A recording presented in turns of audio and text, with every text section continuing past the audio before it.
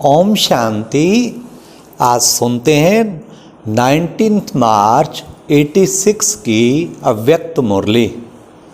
आज की अव्यक्त मुरली में बाबा ने अमृत वेले पे बहुत महत्व बताया। अमृत वेला प्राप्तियों का वेला, अमृत वेला फाउंडेशन वेला, अमृत वेला मिलन मनाने की वेला। इतना महत्व बताया कि इस मुरली को सुन के फिर कोई भी अमृत वेला मिस नहीं करेगा। आज की मुरली में 4 क्वेश्चन हैं।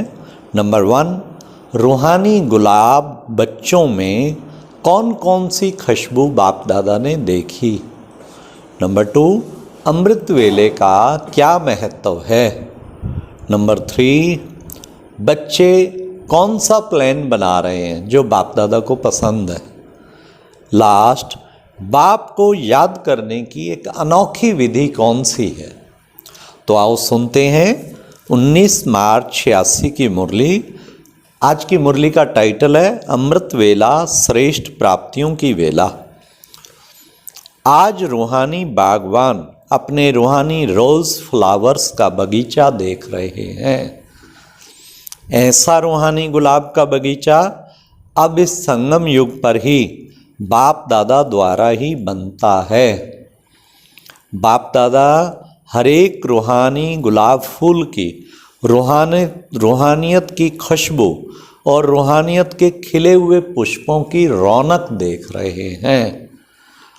खुशबूदार तो सभी हैं, लेकिन किसकी खुशबू सदा काल रहने वाली है और किसकी खुशबू थोड़े समय के लिए रहती है।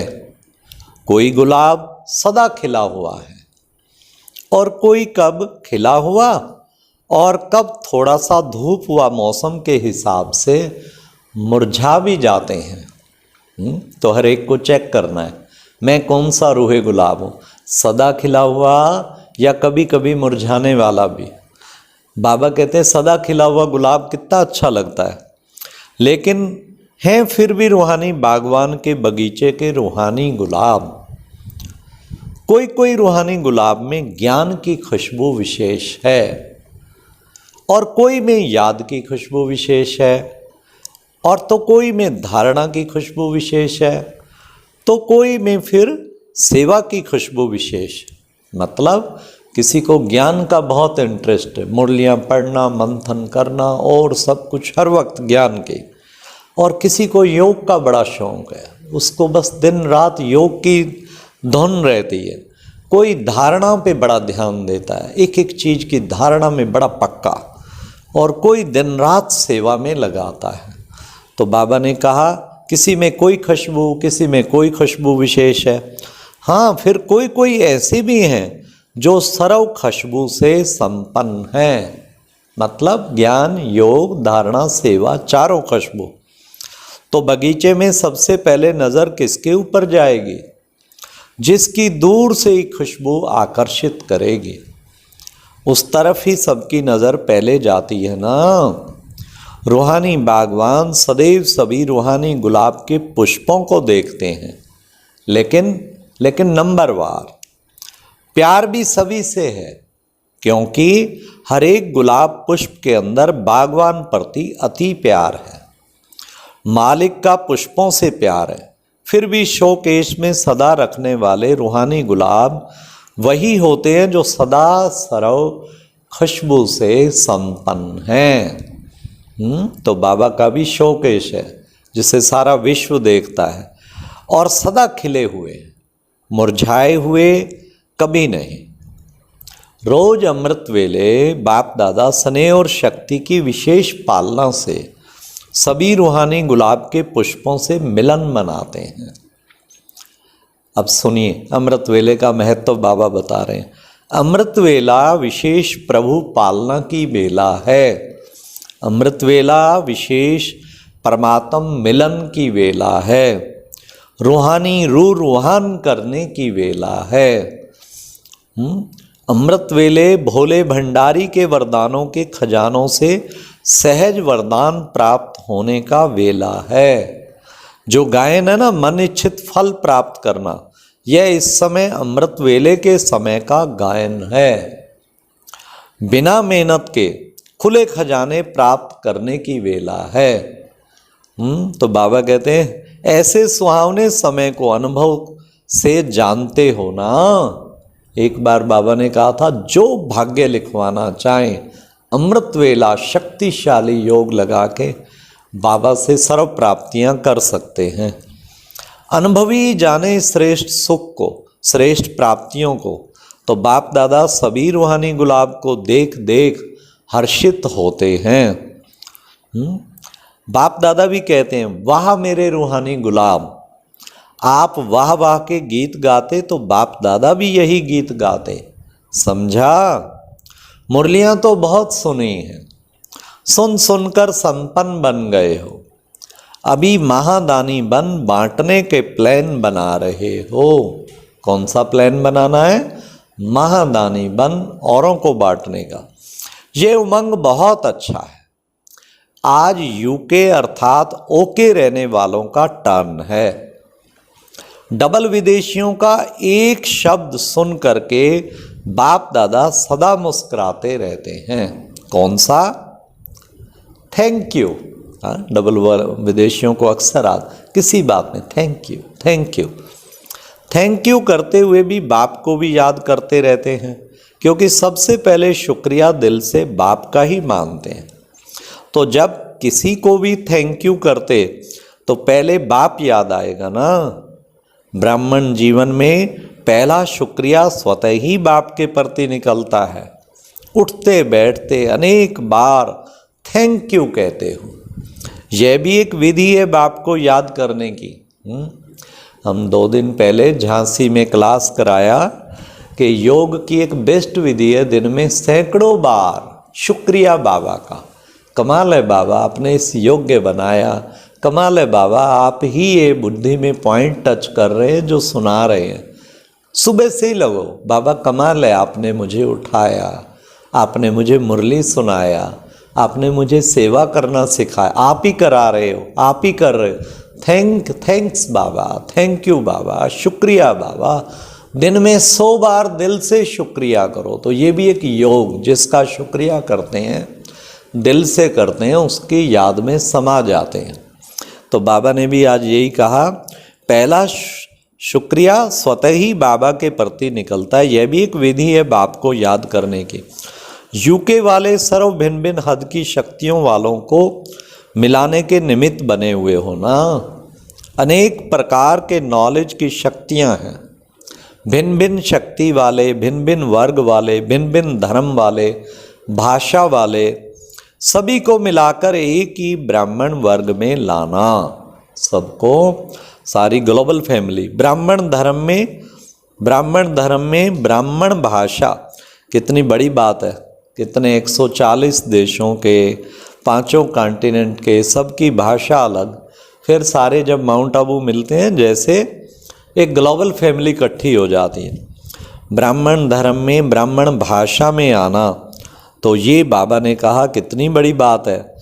इसलिए ब्राह्मणों की भाषा अपनी है, जो नए समझ भी नहीं सकते कि क्या बोलते हैं तो ब्राह्मणों की भाषा, ब्राह्मणों की डिक्शनरी अपनी है। तो यूके वाले सभी को एक बनाने में बिजी रहते हो ना। आज बाबा के सामने यूके का ग्रुप बैठा है, तो एक बनाने में संख्या भी अच्छी है और स्नेह भी अच्छा है।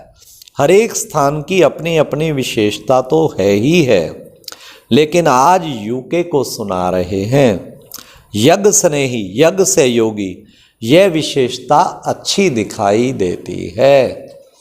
देखिए हर वर्ष इंडिया से कोई जाए ना जाए, पर माउंट आबू में यूके हो या सारे विश्व के, उनको तो एक ही तरफ रहती माउंट आबू जाना है। तब बाबा ने कहा यज्ञ सहयोगी, यज्ञ स्नेही, बहुत अच्छे हो। हर कदम पर पहले यज्ञ अर्थात मधुबन का हिस्सा निकालने में अच्छे नंबर ले रहे हो। डायरेक्ट मधुबन की याद एक स्पेशल लिफ्ट बन जाती है। हर कार्य में, हर कदम में मधुबन अर्थात बाप की याद है, या बाप की पढ़ाई है, या बाप का ब्रह्मा भोजन है, या बाप से मिलन है। मधुबन स्वतः ही बाप की याद दिलाने वाला है। कहाँ भी रहते मधुबन की याद आना अर्थात विशेष स्नेह लिफ्ट बन जाता है। चढ़ने की मेहनत से छूट जाते हैं, सेकंड में स्विच ऑन किया और पहुँचे। बाप दादा को और कोई हीरे मोती तो चाहिए ही नहीं। बाप को स्नेह की कौन से हीरे मोती चाहिए? बाबा ने कहा और कोई नहीं चाहिए। बाप को स्नेह की छोटी वस्तु ही हीरे रतन है। इसलिए सुदामा के कच्चे चावल गाए हुए हैं। इसका भावार्थ यही है कि स्नेह की छोटी सी सुई में भी मधुबन याद आ जाता है। तो यह भी बहुत बड़ा अमूल्य रतन है, क्योंकि स्नेह का दाम है, वैल्यू स्नेह की है, चीज की नहीं है। अगर कोई वैसे ही भल कितना भी दे देवे, लेकिन स्नेह नहीं तो उसका जमा नहीं होता। हमारी दादियों को कहीं कहते हैं जी जितना चेक चाहिए, पासबुक रख देते आगे चेक बुक, दादी जी काट लीजिए। बाबा कहते नहीं, बिना स्नेह के उसका कोई जमा नहीं। और स्नेह से, बाबा कहते स्नेह से फिर क्या होता है, थोड़ा थोड़ा भी करते ना तो वो भी कितना भाग्य बन जाता। स्नेह से थोड़ा भी करते तो वो बहुत जमा होता, उसका बहुत दाम है। चीज की नहीं, बाबा ने कहा वास्तव में स्नेह की बात है। स्नेह से थोड़ा भी जमा करें तो उनका पदम जमा हो जाता है। तो बाप का स्नेह कितना इम्पोर्टेंट है। बाप का स्नेह, दिल का स्नेह, दिल का सहयोग ही प्रिय है।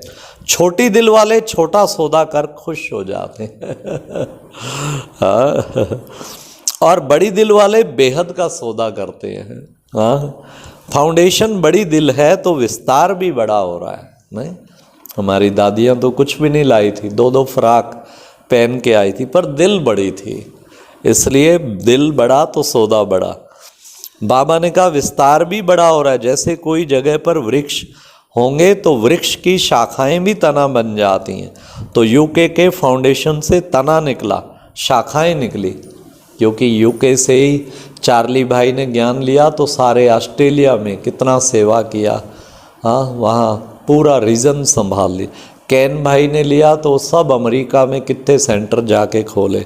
सब लंदन से ही शुरू हुआ सारी सेवा।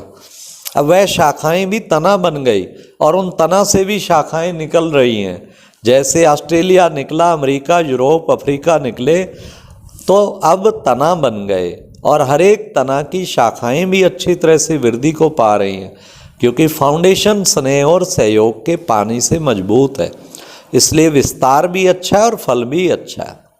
अच्छा, बाप दादा का सर्व बच्चों को बहुत बहुत याद प्यार और नमस्ते। तो सभी को अमृत वेला कभी मिस नहीं करना और शक्तिशाली अमृत वेला करना है, खूब प्राप्तियां बाबा से करनी। ओम शांति। ये एक प्रेरणादायक वीडियो है, जरूर देखें, कोई भी मिस ना करे।